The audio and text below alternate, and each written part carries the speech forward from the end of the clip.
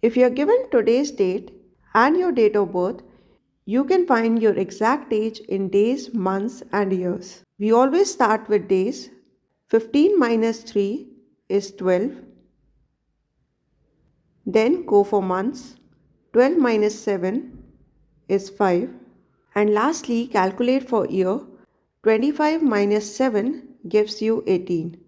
This gives your exact age as 18 years, 5 months, and 12 days. But how will you calculate if this date of birth was 26? Let's take one such example. To calculate this, start with day. 15 minus 26 is negative.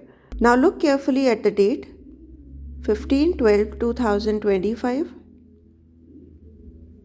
If you subtract 1 from the month, this becomes 11, and subsequently add the number of days in 15.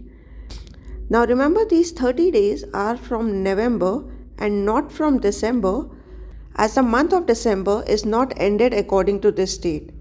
So while subtracting for months, always add the number of days of the previous month.